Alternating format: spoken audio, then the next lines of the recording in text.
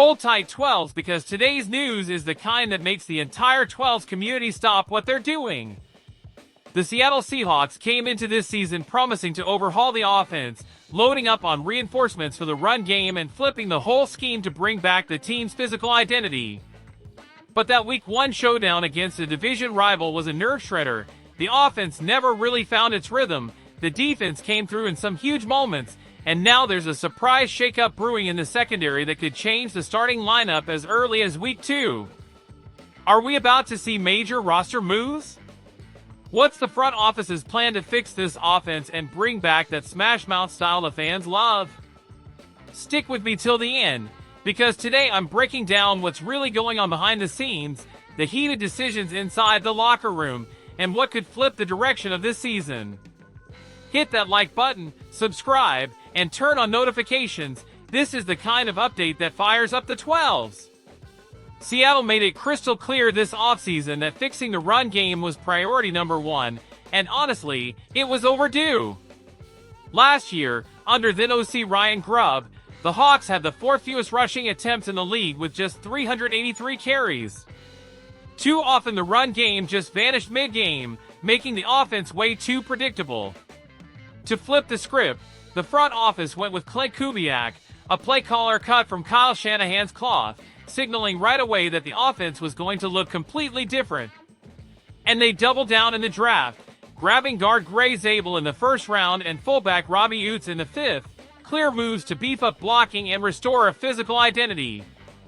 It was a message. Seattle wanted to get back to pounding the rock, the brand of football this fan base has always loved.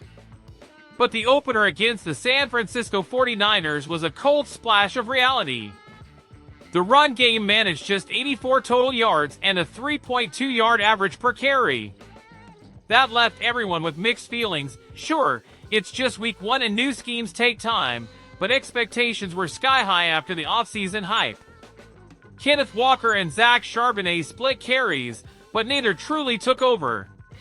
Charbonnet was the more efficient back, finishing with 47 yards and a touchdown on 12 carries, while Walker was held to just 20 yards on 10 attempts.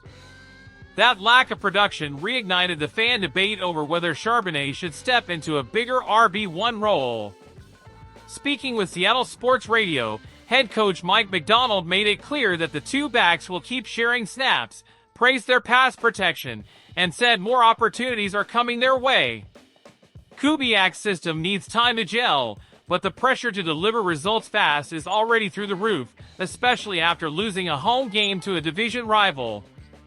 And speaking of rivals, credit where it's due, the 49ers defense under Steve Wilks was locked in, owned the trenches, and shut down Seattle's big play threats. It's the kind of gut check game that shows exactly where tweaks need to be made. The silver lining? The offensive line, with Zabel making his debut, showed flashes, particularly in pass protection. That could be a sign that, given a few weeks to build chemistry, the run game will finally start to click and this offense will find some balance. Until then, the 12s will need to stay patient, which we all know is easier said than done. The loss also had an immediate impact on the ESPN Power Rankings, with Seattle dropping from 17th to 20th after Week 1, not a shock given a home loss. But it wasn't all bad news. The biggest bright spot was DeMarcus Lawrence's debut in blue and green. The veteran pass rusher, signed in March to a 3-year, $32.5 million deal, was a nightmare for San Francisco's O-line.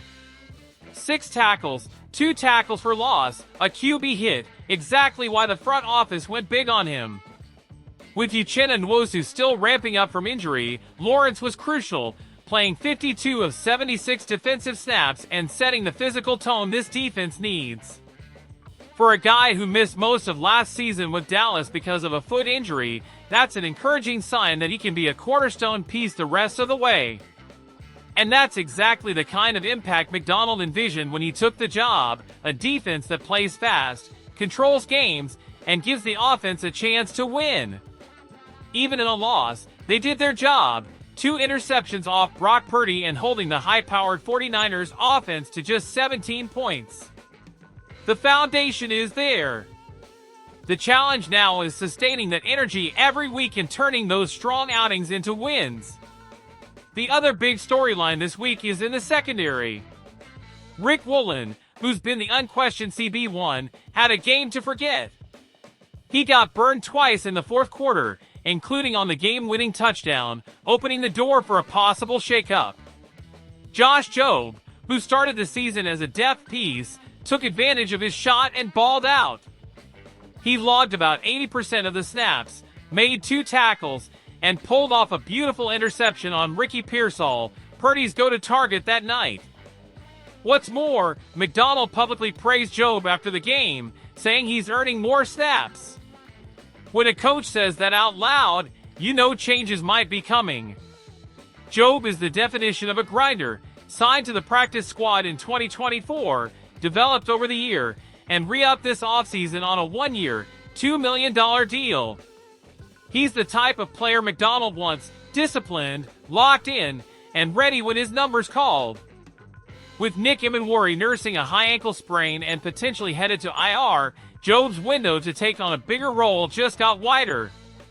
This also puts the heat on Woolen to get back to being the shutdown corner he flashed as a rookie.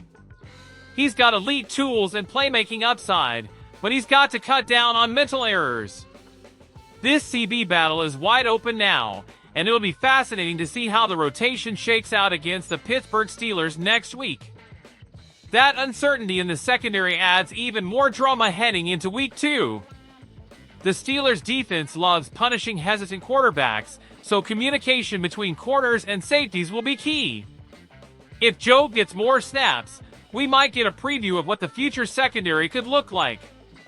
But if Woolen bounces back strong, this internal competition could push the whole group to a higher level.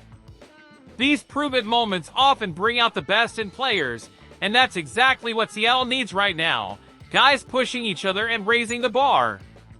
Bottom line, the Seahawks opened the season with clear signs of change, but also with new challenges. The run game hasn't exploded yet, but the pieces are there with Kubiak, Zabel, and Utes to make it happen. The defense is legit, especially with Lawrence wreaking havoc and Jobe emerging as a difference maker. The question now is how McDonald manages this quarterback battle and whether Woolen steps up. So I want to hear from you 12s. Which of these storylines hits you the hardest? Do you think Charbonnet should take over as the lead back? Has Jobe earned a starting job already? Drop your thoughts in the comments. Your voice is a huge part of this conversation. And while you're at it, hit that like button, subscribe, and turn on the bell so you never miss a Seahawks update. Let's show the league how loud this fan base can get. Go Hawks!